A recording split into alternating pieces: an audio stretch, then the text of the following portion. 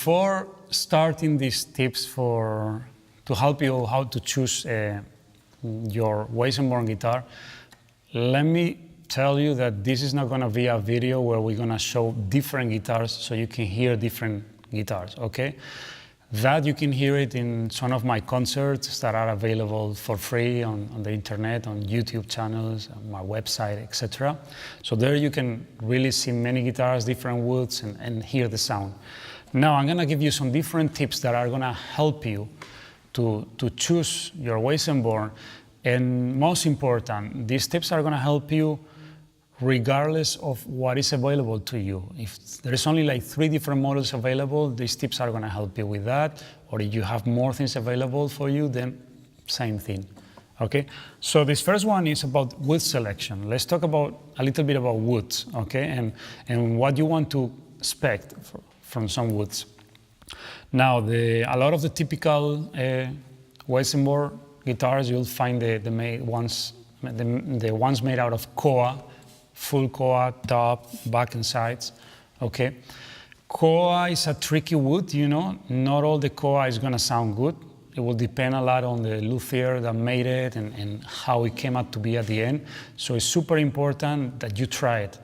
So I wouldn't recommend you to buy a koa Weissenborn guitar just because you know it's koa and it's the best thing or the typical or the standard thing for Weissenborn and it's gonna sound already good, okay?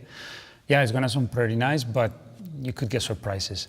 Now, but you have other woods, you know, in combinations, like mahogany is also typical and it will be less pricey probably too, the guitar. It still is gonna sound really nice.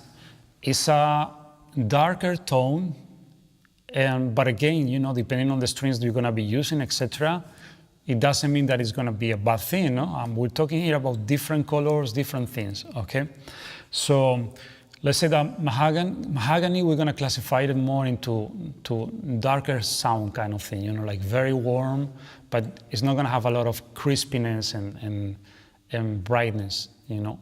But doesn't mean you cannot get it. You can compensate that with the strings, etc. We can talk about that later. Then you'll find other things, you know, that are not so typical. I have to make a stop here and actually tell you that I'm talking about solid woods, okay? I'm not talking about laminated woods when you have several woods together. That's gonna be different, okay? Basically, if you're going for something, the more solid you get, the better. Like the basic student models are laminated, but then when you get a little higher models, you will have a solid top, laminated back and sides. But when you get to a nice guitar, something you want to keep for the rest of your life, or at least as far as you want to go for solid woods, okay? All of it. So then we have other combinations that are not so common and that not all the luthiers really there or are adventurous enough to make guitars with, you know, especially with the Weissenborn guitars. We seem to be very much in love with the traditional look of the Weissenborn, something similar to this, you know, like the koa ones. But then we have really interesting combinations that we can find. Like, for instance, we can find guitars that have the top is made of spruce, okay?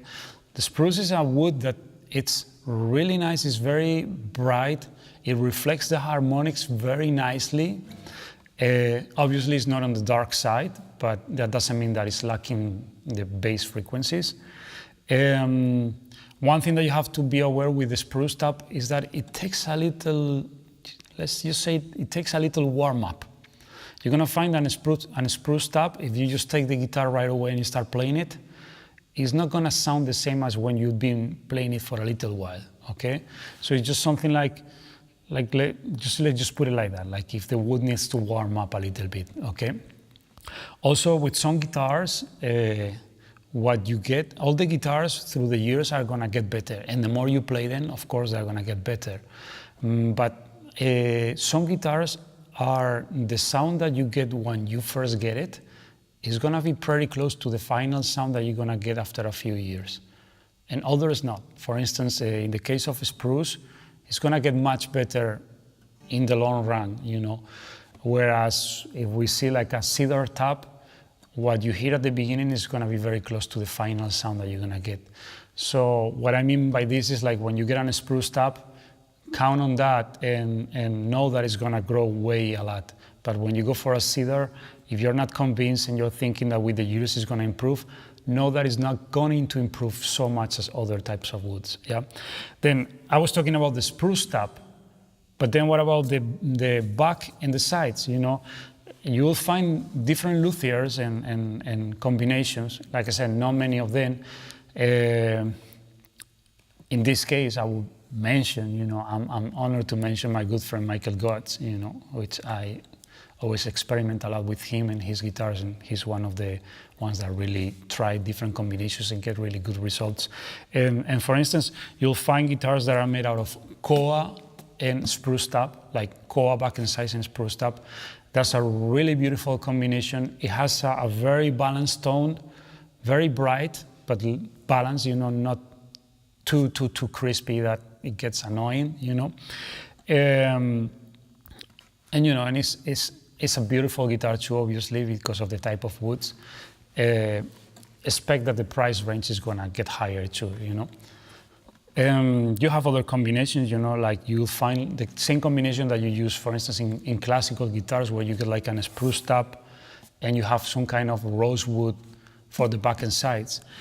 That's, for instance, one of my favorites, you know. I find that tone really perfect for the Weissenborn guitars, you know, sometimes even better than the traditional ones that are all koa, because you get a lot of punch on the notes. They cut through really well. The frequencies are very well balanced, you know, and the notes are very round and they, I don't know, they just hit the target, to put it that way, very accurately, okay? So that's a really nice combination, and no wonder, because you see any other guitars like acoustic guitars or classical or flamenco guitars, they have been using that combination of woods for forever, you know. So you'll find some really interesting guitars that are even less common, you know, when you have like spruce top and maple back and sides, okay, or spruce top and cypress back and sides, okay. Those are really bright guitars, and especially if you're gonna play them on a group situation with other musicians, they work really well because they cut through the sound very easily and very nicely. Whereas if you're playing alone and you're making all these pieces, like I personally like to do with many arrangements, sometimes you're gonna miss a tiny bit of warmth, you know. Not that it's a bad sound, but it's just that. Let's see if I don't forget anything else. I mean, of course, you have the cedar top that you can combine it with rosewood or even all cedar, you know. That's a kind of like a dark type of guitar, you know. So if you want a Weissenborn that you can play different styles with it, it's not the best one, yeah. But for instance, it's very beautiful and very smooth for Hawaiian music, for instance, etc. So in general, the brighter woods like spruce or the koa, etc., are gonna work really well when you want to play many styles on one guitar.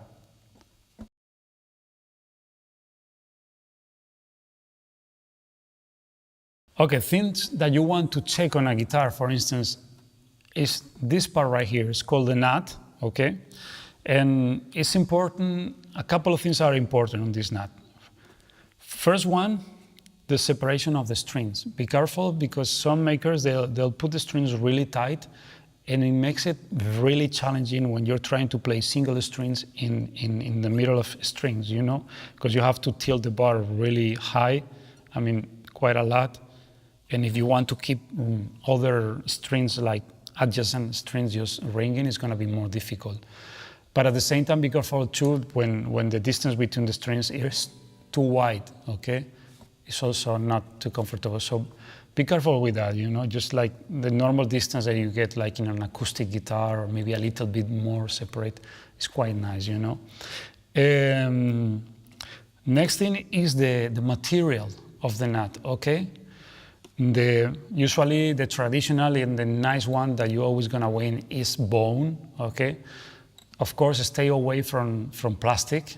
But if you're getting a student model and it might be something very economic, you might get plastic, but just know that you can change it, You can just take it off and put another, or you have somebody to do it for you. It's not a difficult operation. And also another thing that is nice is to have a really nice height of the nut, you know, not too short. Some makers, and it's funny because you see some vintage old Weissenborn guitars and the nut was kind of low, you know, which makes it more difficult to play certain things. First, depending on the gauge of the strings, you might hit more the wood, depending on what you're doing. The second, when you're playing some artificial harmonics, it's more difficult to dig with your pick on the string and pluck it properly to really get the full sound. Again, this is not a big problem because even if you get a guitar you like and it's low, you can always change it. But just bear that in mind, you know, don't put away a nice guitar that you like how it sounds because you're not feeling comfortable, because you're not getting those harmonics happening, you know. Just know that it could be because of the nut.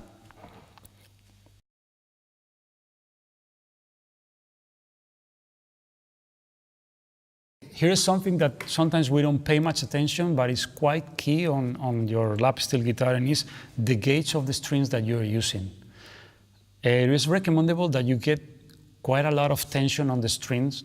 You'll feel more comfortable on your left hand, you know, with the bar, especially when you're playing single strings, you know, so your bar will not dig down too much on the string, you know, and you will feel more, you'll feel that it's more comfortable and more stable. That would be the word, okay, when you're playing.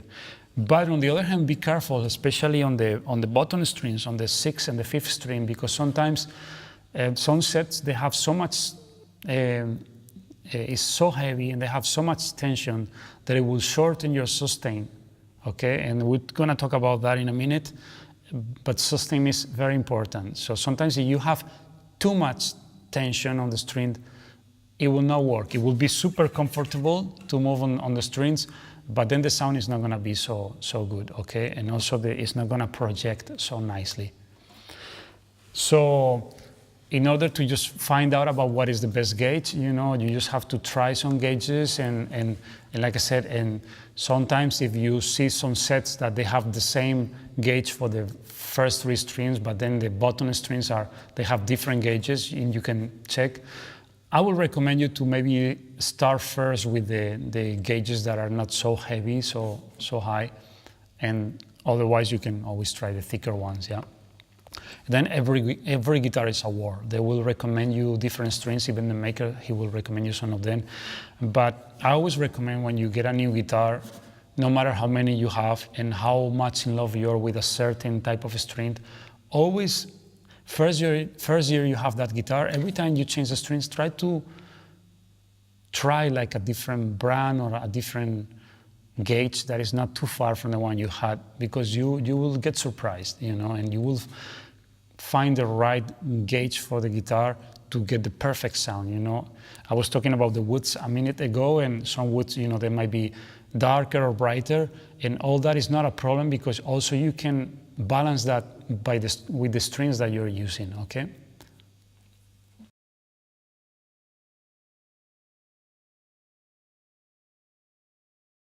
Okay, so when you're testing a Weissenborn guitar, it's very important and a good thing to check the sustain of a note, okay? Sustain is how long the note is gonna be sounding, okay? When we play the Weissenborn guitar or the lap steel or the slide guitar, the beautiful thing about it is like it's very close to the human voice.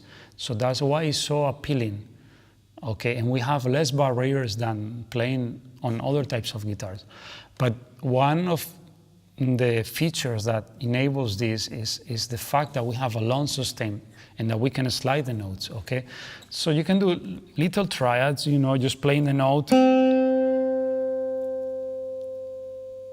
and just listening how long it lasts, especially if you have several models and you're not sure which one to go for. Try this. That might make a difference between one guitar and the other, okay? But make sure also you're careful with other points that I've been explaining and that I'm gonna explain, because sometimes that a guitar has less sustain doesn't mean that the guitar is like that. It could be the string gauge, you know, you have too much tension and it shortens the sustain. So keep that in mind, you know, it's not just one parameter and one result, you know, you have to combine things. So it's as simple as just playing different notes in different strings, okay, and low notes, high notes, and check a little bit, you know, how is the sustain, and if it's too short, you know, you feel the note, the sound is going away too quickly, you know. You will notice, for instance, a big difference between really nice, well-made luthier guitars and like student models, you know, that are factory made, etc. One of the main things you're gonna find right away is that, you know, the sustain is quite different.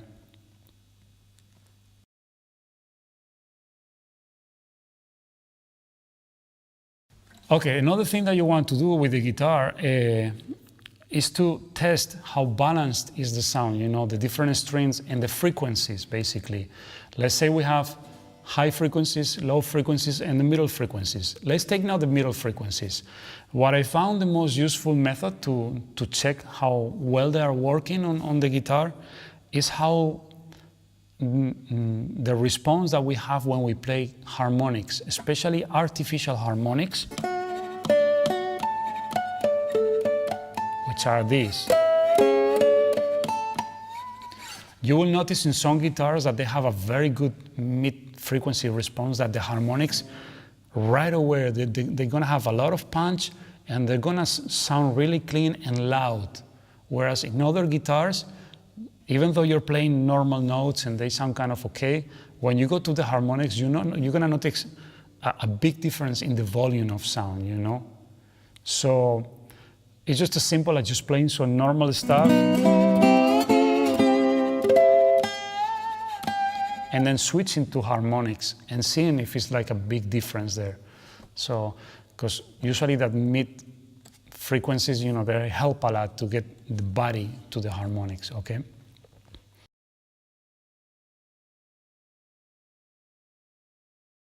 Now, if we go to the other side, to the high frequencies and the lows, the highs and the lows, you know, in the sound, that's another thing we want to check, okay? And this is even more important to hear, you know, how well and how balanced is the sound on your guitar. Some guitars, when they are not well made, you might hear that the bass notes sound louder than the treble or the high. I mean, the bass strings sound louder than the high strings, you know, like the first and the second. For instance, sometimes you might play the first and the second, and when you play the sixth and the fifth, they will just cover the sound of the first and the second, you know. It's not happening on this guitar, but it could happen in some of them. So there you're seeing, you know, how balanced these frequencies are. And this is super important when you're playing and when you want a very even sound, you know. So it's as simple as just arpeggiating some notes and try to be very even on your right hand, you know, to plug with the same pressure, with the same strength on the strings, you know, to see how the string will react and how it will sound, and if it will cover the sound of another string, you know. You see, this guitar right here is very well balanced in that sense.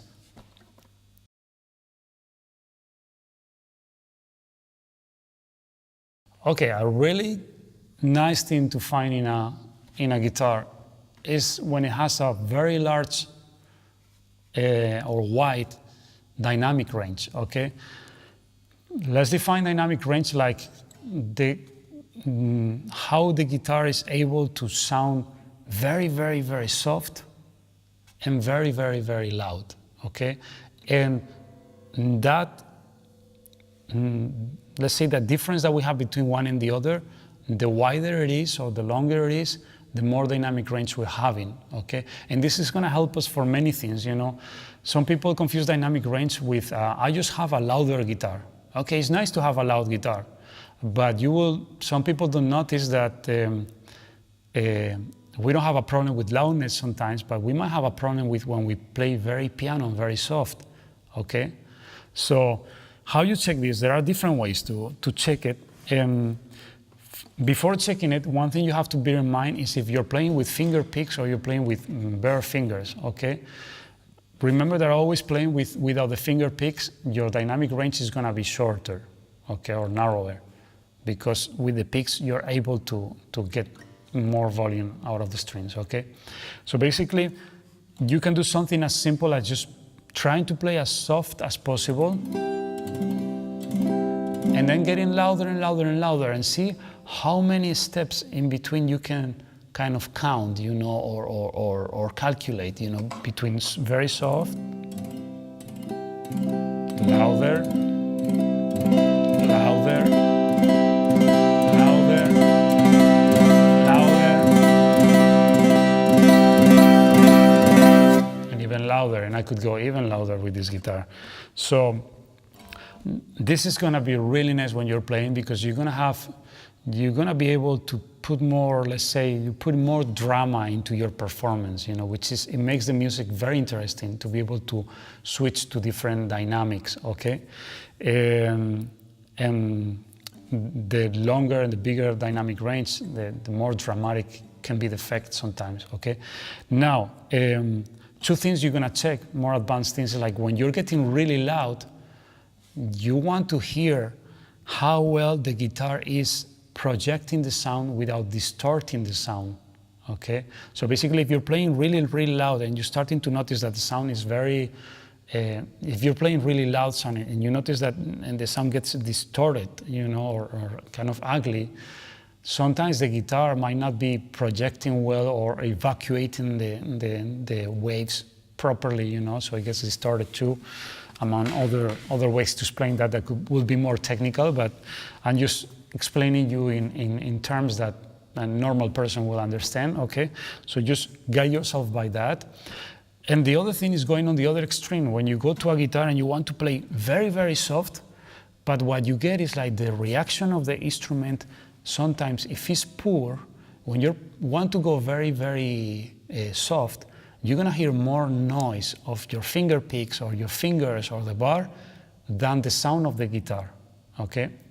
So a guitar that when you play very soft, it reacts very quickly and projects the sound, is gonna be really nice. And obviously you're always gonna hear the sound. The softer you go, the sound is gonna be louder, the noise is gonna be louder than the sound.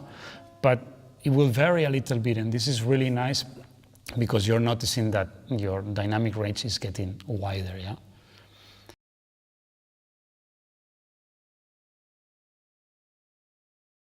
Okay, for this last one, we're gonna be talking about the pickup balance. Usually guitars, I'm explaining all this in order for you to get a really good instrument. But if your instrument happens to have a pickup, then I will always recommend you to check the pickup, you know, no matter how good the brand of the pickup of the model, you know.